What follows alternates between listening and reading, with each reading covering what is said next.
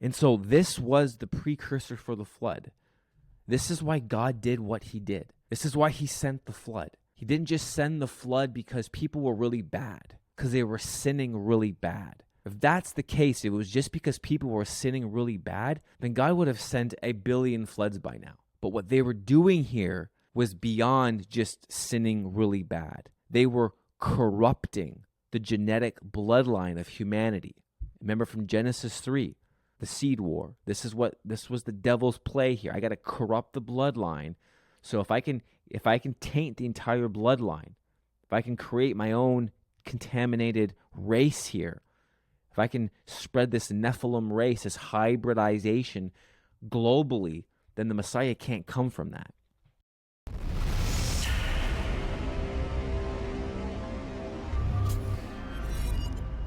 All right, what's up, everybody? And welcome back to the Tattooed Preacher podcast. This is episode 31. Hope you're all doing awesome. Today, I do want to say this right off the top. One of the issues of having kids is that if one of them gets sick because they go to school, and school is like a cesspool of bacteria and viruses, then the whole house gets sick. And we've had literally the last month and a half, there's just been sickness in our house. And so I have a cold, but it's a weird kind of a cold because it's just in my throat. And so I got some candies, I got some water. We're going to give this our best shot, but if I have to cough or my voice cracks or, I just want to let y'all know that that's why. So yeah, want to say that right off the top. Bear with me. Give me some grace. Hopefully this is not too painful to listen to, because it really is a fascinating subject that I want to talk about today. And what I want to do is, for the next 2 episodes, looking at the days of Noah and the days of Lot, and then pulling that into the modern end times discussion that is everywhere on social media, in churches, in the Christian world, in the secular world. Everyone's talking about the end times. And so Jesus makes this statement that I want to look at in Matthew 24 and Luke 17. He says, "As it was in the days of Noah, so it will be at the coming of the Son of Man." And so next episode will be focused more on today. What kinds of things are happening today in our world that lend towards this is the end. And then in this episode, we're going to look at what were things like back in the days of Noah, back in the days of Lot, that Jesus references. Because if we don't understand that, we can't understand today. And so I love this subject. This is something that's super fascinating to me, interesting. And so that's where we're going. Before we get there, I do want to quickly mention, if you haven't yet subscribed to my YouTube channel, please just stop right now. Go to YouTube. If you're listening to this, go to YouTube. Go to the Tattooed Preacher. Click subscribe. And if you're watching this right now on YouTube and you haven't subscribed yet, just click the subscribe button. That would just be amazing. And also, if you're watching this right now, click the like button. That just helps a brother out. And also Instagram, TikTok, same deal, same handle, The Tattooed Preacher. Go follow me there. But yeah, episode 31, Days of Noah. Sit back, relax, enjoy the episode.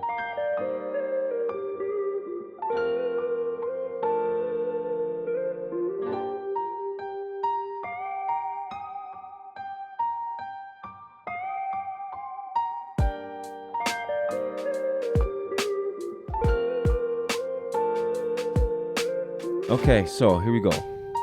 As I mentioned, right, we will not be able, we can't discern the end unless we understand what it was like before. And so Jesus makes this statement in Matthew 24, verse 37. He says, "As it was in the days of Noah, so it will be at the coming of the Son of Man." Then Luke 17, 27 to 30, he says this: "People were eating, they were drinking, they were marrying, and they were being given in marriage until the day that Noah entered the ark and the flood came and destroyed them all. It was the same as happened in the days of Lot. They were eating, they were drinking, they were buying, they were selling, they were planting, and they were building. But on the day that Lot left Sodom, it rained fire and brimstone from heaven and destroyed them all. And it will be just the same on the day the Son of Man is revealed." And so when you first read this text, you're just like, and the traditional interpretation of this is, in the days of Noah and in the days of Lot, people were just carrying on as business as usual. Life was normal. People were busy living every day, normal things, getting up, going to work, doing their thing. They were buying, they were selling, they were getting married. They were just, life was happening as normal. And then all of a sudden, boom, judgment came. The flood happened. And then Sodom and Gomorrah and the cities surrounding them completely obliterated. And that's typically how it's looked at.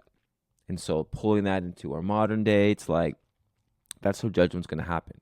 People are just going to be living life as normal. And then all of a sudden, boom, Jesus comes back. Well, here's one thing that you have to understand when you're reading the Bible. There's different layers to the text. Oftentimes there are parts of the Bible that is just, one layer. The Bible says something, and that's exactly what it means. But then there are other parts of the Bible where it says something, and it could mean 3, 4, 5 different things. There's different layers. And this is what makes the Bible such a fascinating book, a divine book, and a book that causes a lot of controversy because people are trying to discern and interpret and figure out what's actually being said. And these verses highlight that perfectly. There are so many levels, as we're going to see, to what Jesus said there. That yes, on one level, people were just carrying on as business as usual in the days of Noah and in the days of Lot. They were carrying on, and then judgment came. But there's also so many more things that were happening in the days of Noah and in the days of Lot that we need to understand. And I think that the reason Jesus didn't go into that in these verses is because we have to understand who he's writing to and the original audience. And I think that the original audience, they had such a massive backdrop, supernatural worldview that we don't have today. That when Jesus said these statements to them, that they, in their head as they're listening, they're already thinking about all of these other levels. It's already there. Jesus doesn't have to go into great detail because he knows what they already know. And that he doesn't have to expound upon it all because it's already in their head. And so this is the goal of Bible study, of digging into the scriptures, is figuring out, like, how would a first century Jew think about these texts? How would an ancient Hebrew think about certain things? We have to get into the mind of the ancient audience to figure out how they would have perceived and heard these statements from the biblical writers. And so this is why I don't think Jesus dives into it, because they already knew. And so what did they already know? Because we can't figure out what's going to be happening today if we don't understand what it was like back then. So what was it like? The first thing I want to talk about is actually, before we get to Genesis 6 with the days of Noah, we got to understand Genesis 3:15, the seed war. And if you know Genesis 3:15, this was the fall of man. This is where Adam and Eve sinned in the garden. The serpent came, tempted Eve. Eve gave the fruit to Adam. They both ate. And then God comes on the scene. It's like, what did you guys just do? And then Genesis 3 here, this is where God is pronouncing judgment upon Adam, upon Eve, and upon the serpent. And so in Genesis 3:15, this is where he's speaking to the serpent here. And this is the first instance where we get the first prophetic picture, the first prophetic word concerning the Christ, concerning the Messiah, concerning Jesus. It's called the proto-evangelium. And in Genesis 3:15, this is what God says. He says, "And I will make enemies of you, serpent, and the woman, and of your offspring and her descendant. He shall bruise you on the head, and you shall bruise him on the heel." And so here we see this is the beginning of all spiritual warfare, of conflict between God's people or between humanity and the enemy. This is ground zero of the spiritual battle that we are all in. And in this text, you see that God says there's going to be someone coming from the seed, from the offspring of the woman, that's going to crush your head and that you're going to bruise his heel. Now, it's interesting. This is combative language. It's not just that his head's going to be crushed, but that if you think in terms of imagery of a snake are on the ground. Where's the first place a snake would bite? You're trying to step on it, it's going to bite your foot, right? So we see this is not just a simple, you're just going to get crushed. Ultimately, that's what happens on the cross, pointing towards Jesus. Jesus is going to crush the head of Satan on the cross. But that process is going to invoke pain, ultimately on Jesus. And we see what Jesus went through. But this text also speaks of not just singular Jesus, but also the people of God. And so this conflict that involves pain and suffering, involves aggression. It highlights the war that we are all in even till today. So in one level, yes, Christ, he won. And in the end, we win. But the bruising of the heel, that whole part of it, insinuates or portrays war. And so you have to put yourself back into the context here. That if you're the devil here, if you're the serpent, and God comes to you and says, someone's going to crush your head, someone from the line, from the seed of the woman, and you're thinking in terms of battle, what is going to be what's your next move here? Because this is important, because this sets the stage for everything else in the Bible. From this point on, God basically declares war. Someone's coming from the seed of the woman that's going to crush you. And so his only play is, okay, well then I got to figure out who that is and I got to stop it. If I can prevent this seed from being born, or if I can do something to thwart that plan, then I can thwart this crushing of my head.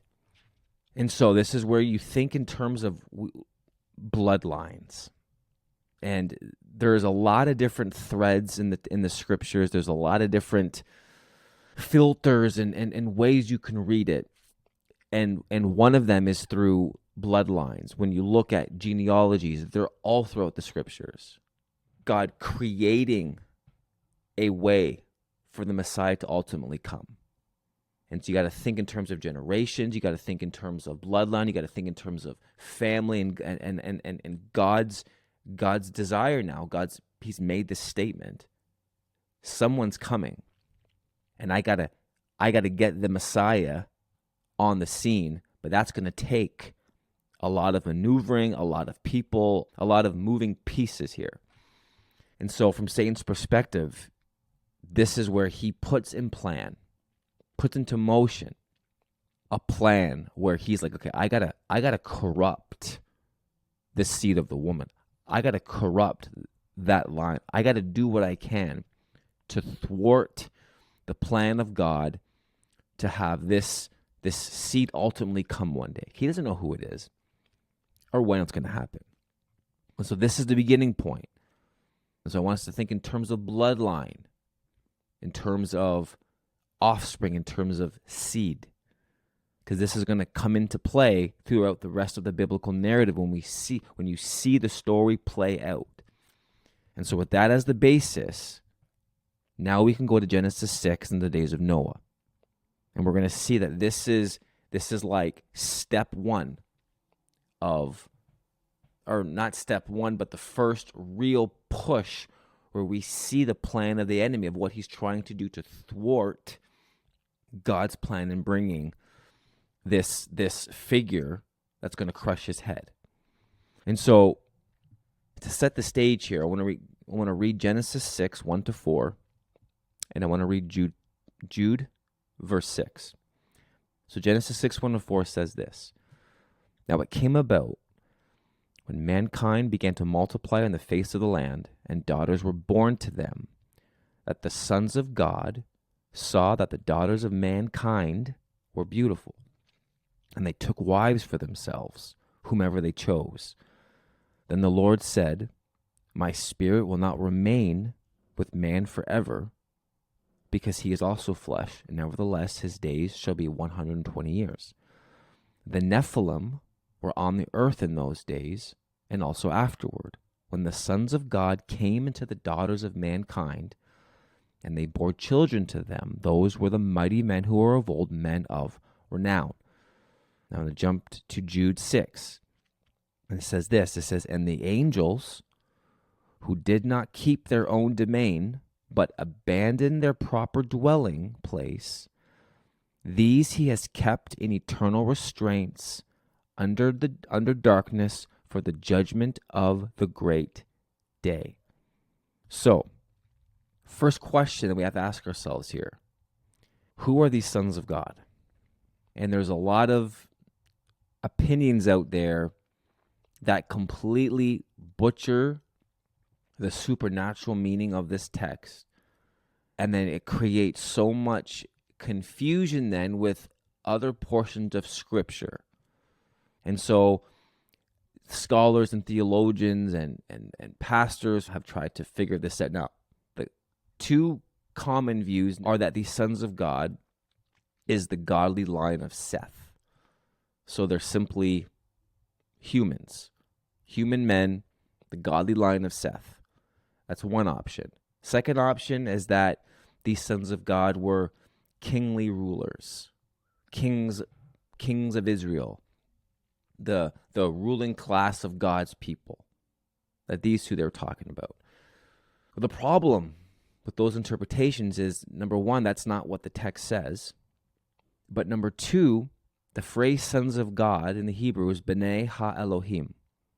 Every time that phrase is used in the Hebrew Bible, it's always speaking of divine beings, speaking of angels. When you look in Job chapter 1, when it says the sons of God stood before the Lord, there was this divine council scene happening in Job chapter 1. That's the same Hebrew word, B'nai Ha-Elohim. And in that instance, it's not speaking of human rulers in God's heavenly court or kings in God's heavenly court. It's speaking of divine beings, angels. And so we have to understand that in the text here is speaking of divine beings, angels. And I know that for a lot of people, this is like, it's caused a lot of confusion. It's caused a lot of it seems too fantastical. It seems too mythological. It seems too unbelievable. Like what? Divine beings? Like how do divine beings come and procreate with human women. That just seems too fake. But that's exactly what the text says here. And this is exactly how it was interpreted for the first 300 years of the early church. This was the common view, that these sons of God, as we see in Jude 6, they abandon their proper dwelling. And these are the angels that we see who God has locked up in the abyss, kept in chains. They left their first estate. They left their home, their dwelling place, heavenly dwelling place, came to earth to procreate with human women, thus creating what we see in verse 4 as the Nephilim. And so the Nephilim here is the second thing we got to look at. Who are the Nephilim? They're a hybrid creature, part divine. They have angel fathers and earthly mothers. So they're a mix of angel, human, hybrid. And these were the mighty men who were of old, the men of renown. Now, it's interesting here that when you look at mythology, Greek mythology, Roman mythology, this is where all of that is birthed from. All the mythology from all different civilizations, this is where it comes from. For example, Greek mythology, there's talks about hybrids there. Part human, the demigods. Part human, part divine. All of that, all mythology is rooted from right here, from Genesis 6, 1-4. These are who the Nephilim was. They're the heroes of old. They're what the Bible also calls the giants. And you look into the story of Israel, and we're going to get into this. You look at all the giant clans that were around. You look at all the Anakim, the Zamzumim, the Emim, the Rephaim. All of those giant clans, this is where they find their beginning, right here. The Nephilim. These were the giants. So that's who the sons of God were. That's who the Nephilim was. But I want to give a brief backstory to how they came, when they came, how that transpired, and then I want to look at what they actually did. Because yes, they procreated with human women, but that's not all that they did. And this is important to understand. But to give a bit of backstory here, the book of Enoch. Now, I want to say this. I'm releasing a YouTube video. I'm recording this episode March 13th. I'm releasing the YouTube video, I think, March 15th on the book of Enoch. But I want to say this, that there are these collections of writings called extra-biblical texts. There's the Apocrypha, the Pseudepigrapha, there's the Jewish Targums and the Midrash and old rabbinic literature when you hear about the Dead Sea Scrolls and all of the fragments and scrolls that were found. All of that stuff, it creates a lot of controversy with Christians because they're like, Christians feel like if it's not the Bible, so you can't read it. And there's been a lot of debate and a lot of controversy surrounding should these books be in the Bible. Some of them were maybe in discussion to be in the Bible way back in the day in the early church, and then they were taken out, and there's just all this stuff. And so, listen, people back in the intertestamental period, so let's say from when the second temple was built to when the temple was destroyed in 70 AD, there's about a 500-year gap there. People wrote stuff down. People wrote books. And a lot of these extra biblical books that were written by Jews, written by rabbis, written by people engaging with the text, trying to make sense of it, trying to interpret it, trying to figure it out. A lot of it's commentaries. And right now in our modern day, we have commentaries that we read all the time as we're doing Bible study. And we instinctively know, well, this commentary is not the Bible in and of itself. It's man's thoughts and man's opinions about the Bible. And it's the same thing back then. Books were written. People wrote stuff down. And so, though this stuff is not canonical, it's not in the Bible, and all this stuff has to be weighed against Scripture, what it can do is it can inform us modern people, how the ancient world thought, how they processed, how they interpreted things, what their worldview was like. And so we don't have to be threatened by these extra biblical texts. It's not the Bible, but they give us insight and commentary, and they help us understand maybe a bit more about what the Bible is actually talking about. And so that's how I look at it. And so there's a lot of stuff out there that is garbage, that's completely contradictory to Scripture, and that stuff, just like there's stuff today that's being written about the Bible that's absolute nonsense, and we reject it. Same thing back then. But there's also stuff, for example, the book of Enoch, that I'm going to be looking into in this episode and reading good portions of it, that actually give verification to the Bible, that expound upon certain things. And did you know that Jude quotes Enoch directly in his letter? He actually quotes the book of Enoch, that Peter alludes to Enoch and his writings in his letters. And so my opinion is, if it was good enough for them to read, to understand, and to quote from, it's good for us to read and to understand as well. And so that's just my quick aside on extra biblical text. So I'm going to be looking at some of that, so let's not get threatened. So in the book of Enoch, 1 Enoch chapter 6, verse 6, it says this. It says, "And they," the angels, "were in all 200 who descended in the days of Jared on the summit of Mount Hermon, and they called it Mount Hermon because they had sworn and bound themselves by mutual imprecations upon it." And so it says here, we see from Enoch. Now, Enoch, chapter 6 here, it's talking about the Genesis 6 event. Genesis 6, 1-4, it expounds upon it, and there's a number of chapters where it expounds upon what was actually happening then. And so in Enoch, we see that 200 of these sons of God came to Mount Hermon. They descended upon Mount Hermon in the days of Jared. Now, Jared is Enoch's father. And so in his life is when these 200 angels descended. Now, the name Jared actually means, in Hebrew, it means descended. Interesting. And so that's when it happened.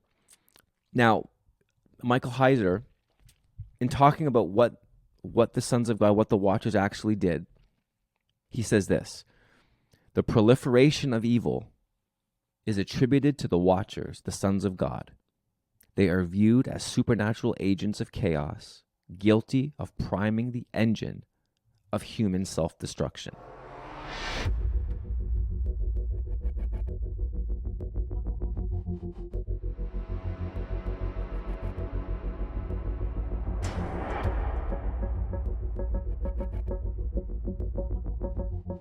So if you were to speak to an ancient Hebrew or a first century Jew, and you were to ask them what the reasons for evil on the earth are, they're not just going to tell you the fall of Adam and Eve.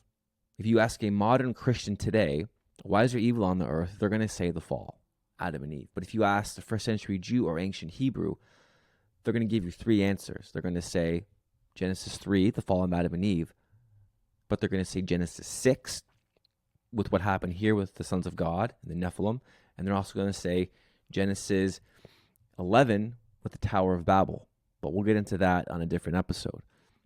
And so the reality is, a first century Jew or an ancient Hebrew would attribute the proliferation of evil. It's like Genesis 3, sin enters the world. It's possible to sin. The capacity to sin is there. But then Genesis 6, with the Watchers, with the sons of God, what they did is they taught humanity how to sin on steroids. They taught them how to take sin and make it come alive, make it active with a whole bunch of different ways. Now this is what they did. So we've already talked about how they procreated with human women to create angel-human hybrids. That's the first thing that's the main thing that they did, creating these Nephilim, a hybrid human race, messing with the bloodline. But what they also did was they procreated with animals, creating animal angel hybrids, and even unnatural animal hybrids. And so when you hear folklore mythology about the centaurs, the satyrs, the minotaurs, those who are like half human, half horse, or they're the humans with the bull heads, humans with the goat heads, or you get into mermaids, you get into sirens. Now in Enoch 19, it says this, it says, and their women whom angels led astray will be as sirens. And then we see, even in the Bible, lion men. You may be thinking, what do you mean lion men? In 1 Chronicles 12:8 says this, it says, from the Gadites, valiant mighty men went over to David at the stronghold in the wilderness, men trained for war who could handle a large shield and spear, whose faces were like the faces of lions, and they were as swift as the gazelles on the mountains. So even in the Bible, there's so much more stuff going on in the Bible than we realize. But there are these lion-like men, this tribe, this clan of men that had faces of lions. And so all of this is pointing back to this procreation between the sons of God and animals, and the mixing, the unnatural mixing of animal, and angel and animal hybrids. This is what was happening.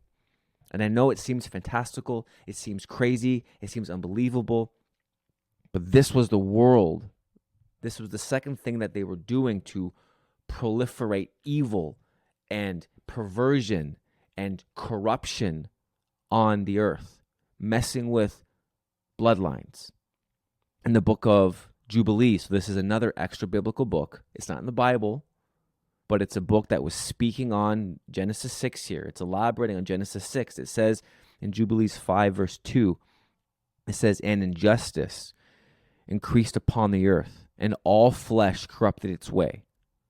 Man and cattle and beasts and birds and everything which walks on the earth, and they all corrupted their way and their ordinances. So here in Jubilees, we see that there was a corruption of angel human. There was a corruption there. But then also with the cattle, with the beasts and the birds and everything with which walks on the earth, it was corrupted. So it highlights that it wasn't just humans that were corrupted. It was the animal kingdom. The animal world was corrupted as well. And in Jubilees 5:3, it says, and the Lord saw the earth, and behold, it was corrupted, and all flesh had corrupted its order, and all who were on the earth had done every sort of evil in his sight. Again, all flesh was corrupted. In Genesis 6:7, then the Lord said, I will wipe out mankind whom I have created from the face of the land, mankind and animals as well, and crawling things, and the birds of the sky, for I am sorry that I have made them. In Genesis 6:17, God says this, now behold, I myself am bringing the flood of water upon the earth to destroy all flesh in which there is the breath of life.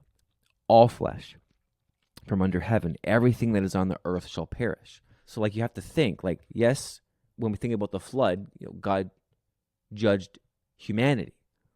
God wiped out humanity because humanity was corrupt. This intermingling between angel and human had corrupted the bloodline. So they weren't just human anymore. They were a creation that God never ordained. So when it says that all flesh was corrupted, this is what it's talking about. And then when it says that all flesh, including the animal kingdom, was corrupted, that when we see in Genesis, when God's making the animals, in Genesis 1 and 2, it said he made them after their own kinds.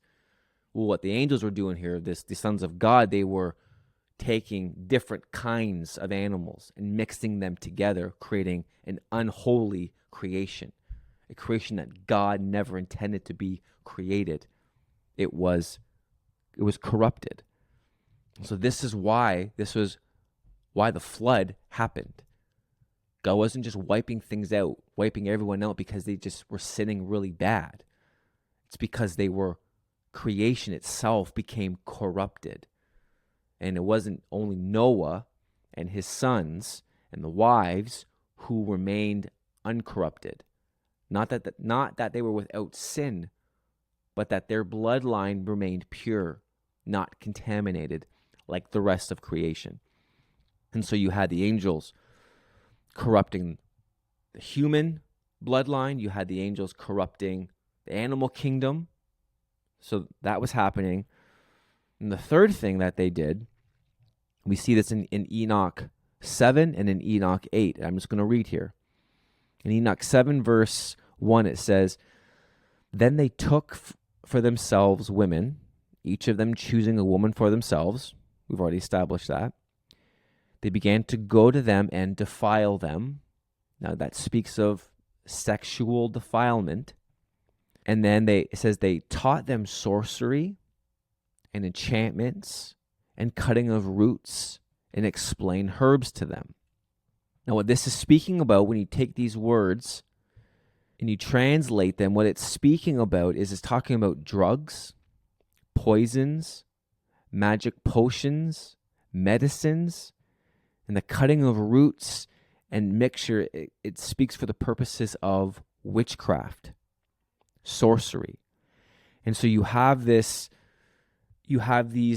angels, these sons of God, teaching the women literally how to manipulate energy and matter in unlawful ways. When you think about magic potions, think of witchcraft, you think of those satanic ceremonies that happen, and all that's engulfed in that. This is what they were teaching them.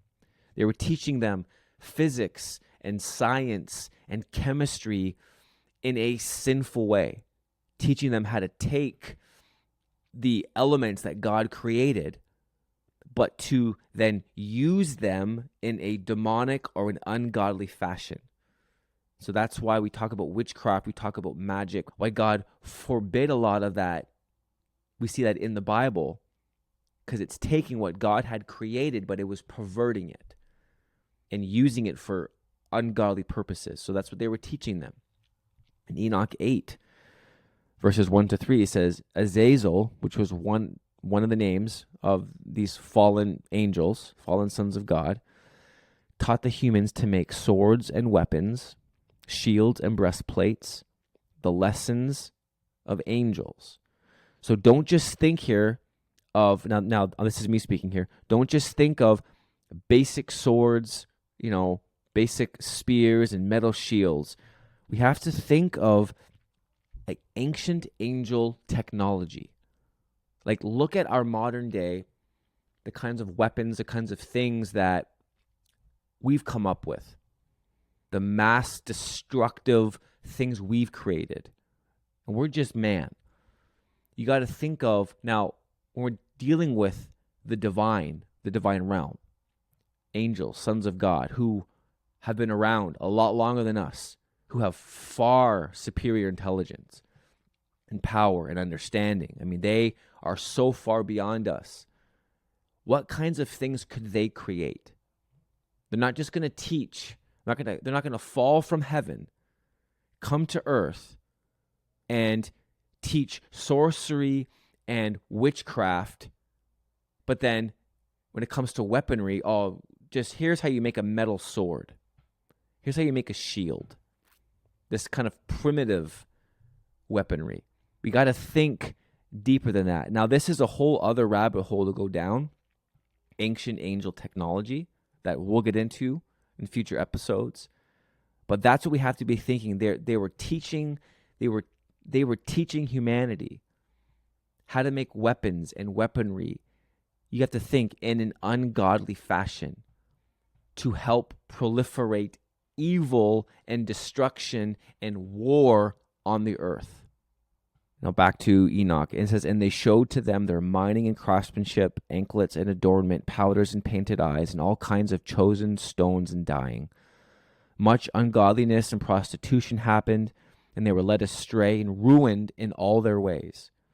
And Semiza, which is another name for a fallen son of God, taught enchantments, and again, cutting of roots.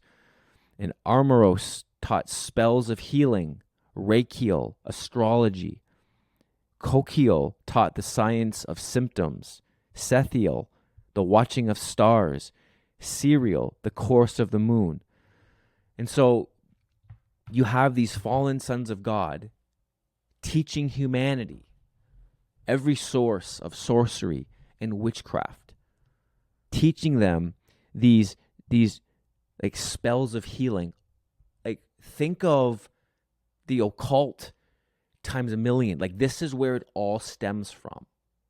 And I haven't done a deep dive into that world, so I don't even know how to explain all of this stuff and all of the outworkings of them. But we have just a general basic idea. When you hear of the occult, when you hear of the New Age stuff, when you hear of magic, and you hear about these rituals and ceremonies, and you hear about these different spells of healing and all this kind of stuff, this is what they were teaching them.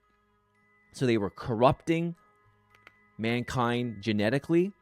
They were corrupting the animal kingdom genetically. But then they were also teaching humanity this forbidden knowledge that God never intended man to have, at least in this kind of way. These angels, they were teaching them, again, like, take chemistry and physics and biology and take astrology and take, or astronomy, and take the quantum realm and how we're barely scratching the surface of all of this in our modern day. But these beings, they knew all that stuff that they knew stuff, and I think they were teaching them stuff back then that we don't even know exists yet in our modern day. Like, this is the level that I'm talking about here. This is the kind of stuff that they were teaching them back then that helped proliferate evil on the earth.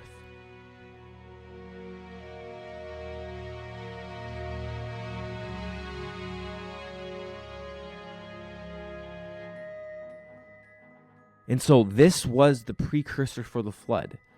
This is why God did what he did. This is why he sent the flood. He didn't just send the flood because people were really bad, because they were sinning really bad. If that's the case, if it was just because people were sinning really bad, then God would have sent 1 billion floods by now. But what they were doing here was beyond just sinning really bad. They were corrupting the genetic bloodline of humanity. Remember from Genesis 3, the seed war. This was the devil's play here. I got to corrupt the bloodline. So if I can taint the entire bloodline, if I can create my own contaminated race here, if I can spread this Nephilim race, this hybridization globally, then the Messiah can't come from that. This is what was happening. This is why God had to save Noah and his family, because they were the only ones left that weren't corrupt. Their bloodline was in check. And this is why after the flood, that then humanity begins to work its way out from Noah and his sons. This was like humanity was down to like 8 people. Everyone else and everything else was corrupt. You gotta get that in your mind here as you're reading. This is why, if you can understand this, so much of the Bible will make sense to you. As we get into the story of Israel and the conquest of Joshua, and we wonder why did God destroy all those tribes and nations and clans? Like, why did he obliterate the men, women, and the children? This is why. They were hybrids. They weren't just human, that how God intended. They were corrupt, but we'll get into that in a little bit. But this was a precursor for the flood. The human DNA was corrupt. The animal kingdom. This is why God wanted to wipe out all the animals. Because God could have just sent a plague to wipe out humans. He could have just sent a plague. Like, he didn't have to destroy the whole earth with water. He could have just sent a plague on the animal kingdom. He didn't have to destroy all the animals. So you have to ask yourself the questions like, why did God go to such great measure to do that? There was other ways he could have handled it, but he wanted to wipe everything out, a complete reset. Because you have to understand what that world was like, the technology that was there, the knowledge that they had. God had to be like, we're doing a complete reset here. Whatever things were constructed and however that world looked, God's like, this can't continue. Enough is enough. I'm wiping it all out. It's not just a sin issue here. There was so much more going on. This was a precursor for the flood. Now, again, there's so much we could dive into.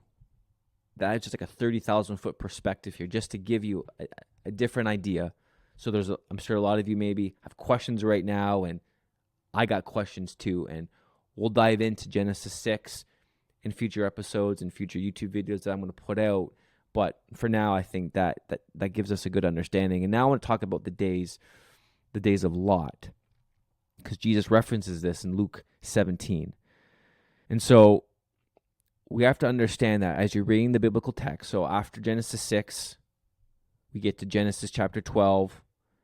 And when we get into the story of Israel, we run into this conundrum, because we're not told exactly how this happened, but the conditions that were on the earth before the flood, that we just explained in great detail, also happened after the flood. So somehow the Nephilim made it through the flood. So God sent the flood to judge the earth, to do a complete reset, but somehow we see Nephilim in the land after the flood. And if you read Numbers 13:33, when Moses sent the spies into the promised land to check it out, and they come back and they say, shoot, man, like, there's giants there. There's the sons of Anak who come from the Nephilim. They're in the land. Well, if God dealt with all the Nephilim on the flood, how do we have them in Numbers 13:33? The scripture is not super clear how it happened. I'm going to give a theory of how it could happen. There's a lot of different theories. But just right off the bat, though, we see that somehow they infiltrated the land again. And then when you're reading with the story of Abraham in Genesis chapter 12 and onward, in Genesis 14, we see that there was the war of the kings. There were these 9 kings. And when you do some research and digging into that, you realize they are all giant clans. And then when you get into the story of Israel, and again, as I mentioned before, in the conquest of the promised land, and even before they go into the promised land, you see the references to the Rephaim, the Anakim, the Zamzumim, the Horites, the Hittites, the Hivites, all of those ites clans. They are all giant clans. They are all descendants or somehow connected to the Nephilim. And so you can see the enemy, like his plan. So somehow God apparently dealt with it with the flood, stopped his plan there, but then after the flood, we see it happening everywhere, and we see not only have they infiltrated the land, but they've infiltrated the promised land that God has promised for his people. It's not a coincidence that the devil's like, okay, God's promised Israel this land over here. Let's go fill it with giant clans. Let's go fill it with my race of people again. Then that leads into the story of Sodom and Gomorrah. Because Sodom and Gomorrah fits right in. They are known as giant clan cities. They're not just typically human cities here, but there's a lot of speculation and a lot of evidence that lends to the idea that this potentially could be hybridized people. But let's just dive into the story a little bit and see what we can see here. So we all know the story of Sodom and Gomorrah, right? These three angels, one of them is actually the angel of the Lord, appears to Abraham. And he tells Abraham, I'm going to destroy the cities. And Abraham's like, well, Lot there, my nephew lives there. And so they go through this whole, bartering process. And it gets down to, if there's 5 righteous people left, then I'm not going to destroy the city. But then ultimately, through the conversation, the angels go down there and there's no one righteous in the city. And so God's like, you need to get your nephew, you need to get out of there because I'm going to destroy it. And so the angel shows up, the 2 angels show up and meet Lot. Lot welcomes him into his house, and all of a sudden, it says the whole city shows up at Lot's door, telling Lot, bring out these angels so that we may know them. That word know is speaking of sex. Send them out. We all want to do that to them. And so then Lot is freaking out. Lot offers. He's like, hey guys, how about I give you my 2 virgin daughters? Again, in the story, this is just jacked up. I'm gonna give you my two daughters, but they didn't want that. No, they want the angels. So that's interesting. Why do they want the angels? Why do they want to know the angels? But ultimately, that doesn't happen. The angels actually make them all blind. Then they leave, and then fire and brimstone happens. Cities completely obliterated. Sodom, Gomorrah, and the surrounding cities, the cities of the plain, all completely annihilated, blown off the map. Now, typical interpretation that you hear is that in Ezekiel 16, God talks about this. He says, behold, this was the guilt of your sister Sodom, that she and her daughters had arrogance. There were plenty of food, carefree ease, but she did not help the poor and the needy. So basically they were greedy people. They weren't hospitable. They weren't taking care of the poor, the needy, the destitute. That's some of their sins. And then you have the really common view, which is that it was the sin of homosexuality, that just homosexuality was rampant, but God sees that as an abomination. And so he decides to obliterate these cities because of those 2 things. Now, let's just think for a second. Does that really make sense? Do we really think that on the earth at that time, that the only cities that were greedy, the only cities that were neglecting the poor, the only cities that were not practicing homosexuality, the only cities was just Sodom and Gomorrah and the cities around them? Like, that's it? Is that what we want to say? And as I thought about this, it was just like struck me like, is God really going to not just, because God again could have judged any number of ways. He could have sent a plague. I mean, you look at how God dealt with the sin of his own people. He sent plagues to judge them. But to a fire and brimstone obliteration, like a bomb explodes, a nuclear bomb, and blows up everything off the map just because of greed and carelessness of the poor and homosexuality. Like, he's going to blow everything up just because of that. It's like, it just, something doesn't add up there.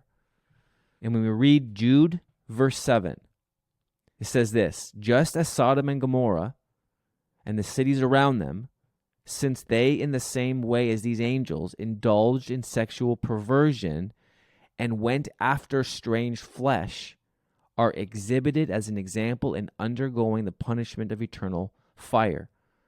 So what we see in Jude here is Jude connects.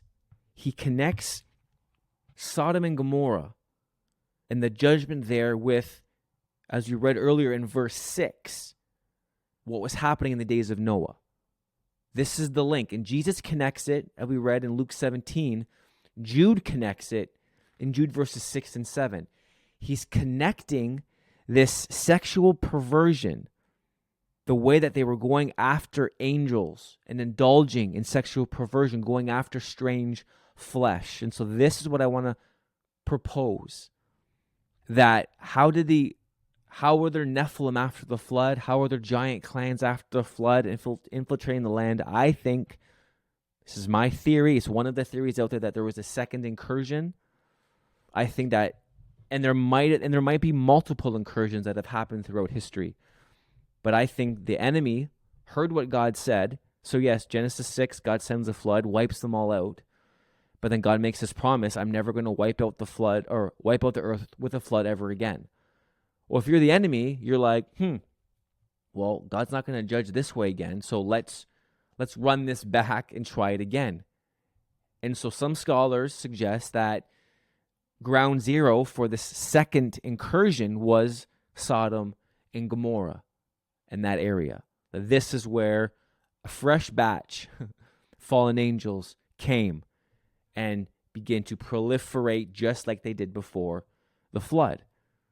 Because when you look at Sodom and Gomorrah, and you compare it, and you look at Jude 6 and 7, and what Jesus said, God's going to obliterate these cities for the same reason he wiped out the earth with the flood. Because their sin, it wasn't just that they were sinning bad. They weren't just greedy people who were gay. And God's going to just literally wipe them off the face of the earth. Yes. Was that stuff happening? Yes. Was homosexual rampant? Probably. Yes. Were they not being hospitable and not taking care of the poor and all that? Yes.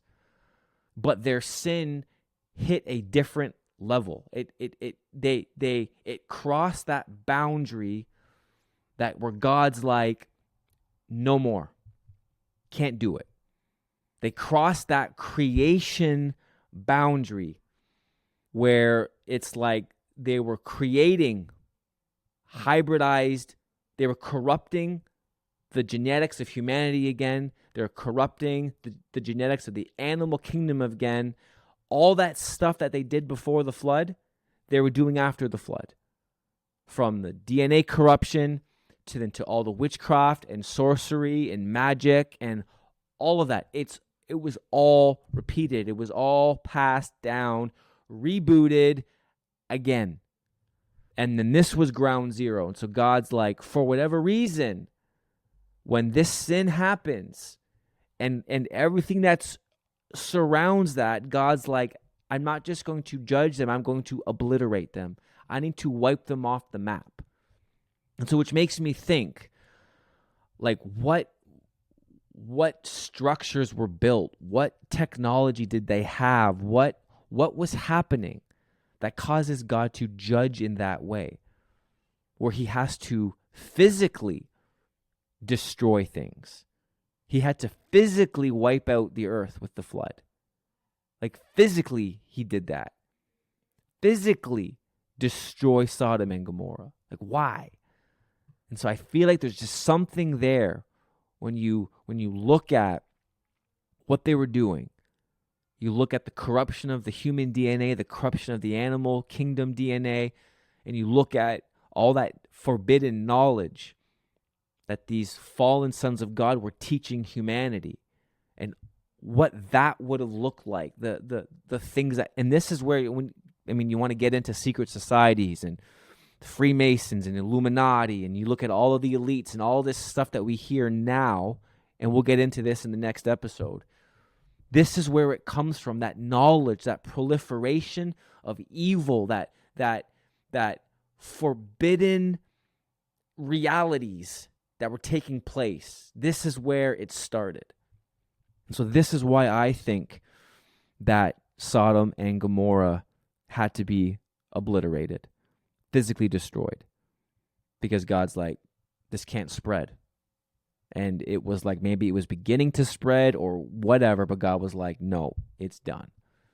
And so to wrap this all up, there's so much more we can get into, so much more we can talk about. I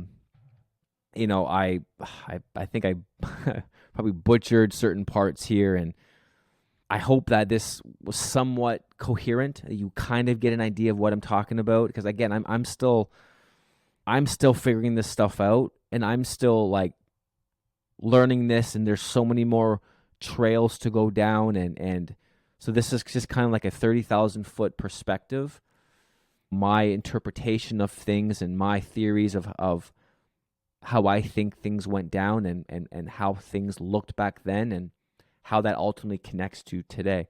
But when you look at the flood, why God had to judge the earth that way, why it had to be that harsh, that destructive. When you look at Sodom and Gomorrah, why it had to be that harsh, that destructive. It's because there is a line that there are certain sins that I think God will ultimately judge at the end. And as Romans talks about how those people who are not believers, they're just storing up for themselves wrath. But there are certain sins that God's like, nope, I'm judging it now. I'm judging it now. It's not going to wait. I have to intervene now.